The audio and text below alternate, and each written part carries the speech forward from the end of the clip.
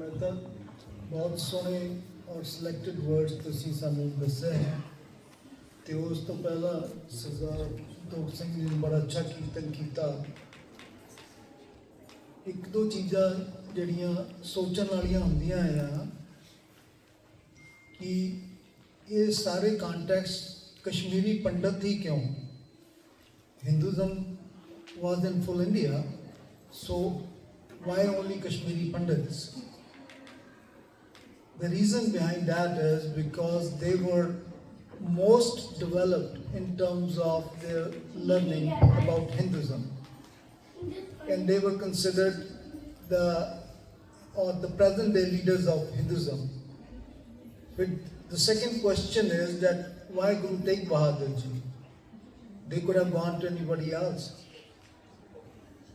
Same thing comes down to the plain logic, because Guru Tegh Bahadur Ji was so respected, and on top of that he had the courage to stand up. That's why Pandit Kirpa Ram, he went with a delegation of 500 Pandits to Guru Tegh Bahadur Ji. फिर जिमें गुरु गोविंद सिंह जी ने दसम ग्रंथ, he wrote in दसम ग्रंथ अंक 274, तिलक जू राखा प्रभ ताका कीनो बोध कलू मां साका।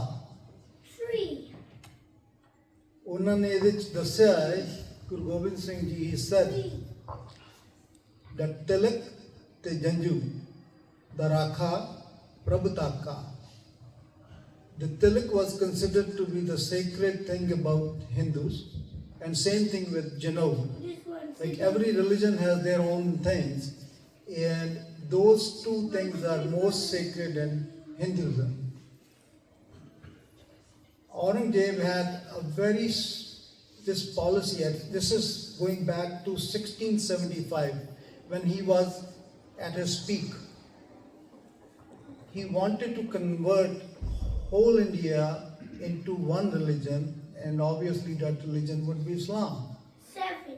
And he said that I want to do this. So there was a way he used to say is that the administration of the country would be much easier if we had one religion, which to some extent is true. You can see Pakistan is easier to manage than India.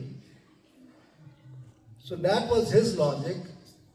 And a particular goal was given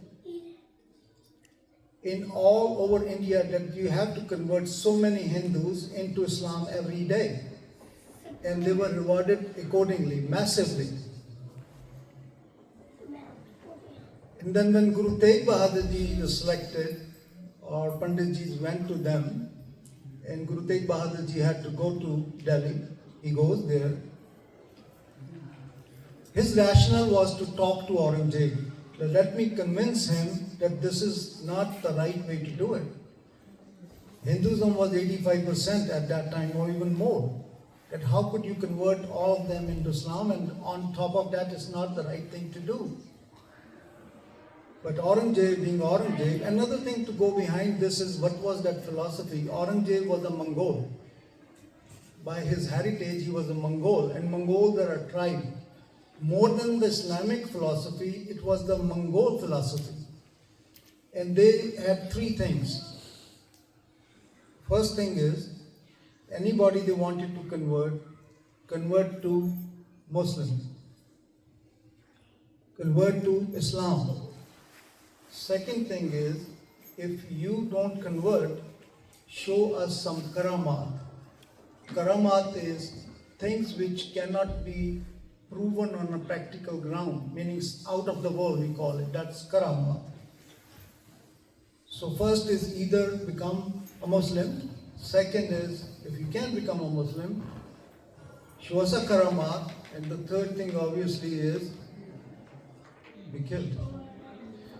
So those options were given to Guru Tegh Bahadur Ji. Aurangzeb was sitting in Red Fort at that time, and those options were given to Guru Tegh Bahadur Ji too.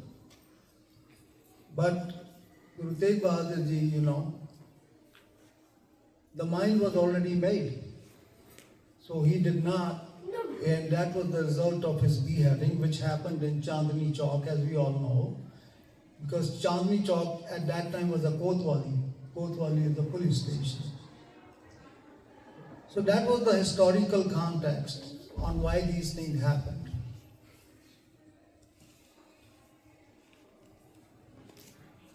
If Guru Tegh Bahadur Ji had not done that thing, it would be a different story today.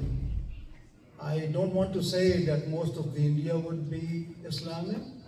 I think that would be wrong thing to say. But things would be different. So that's why it was a historical event.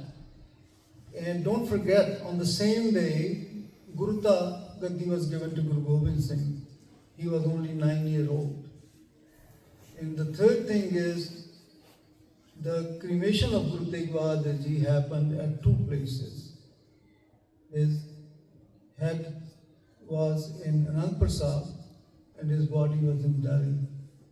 And that's the rarest of the rare historical thing.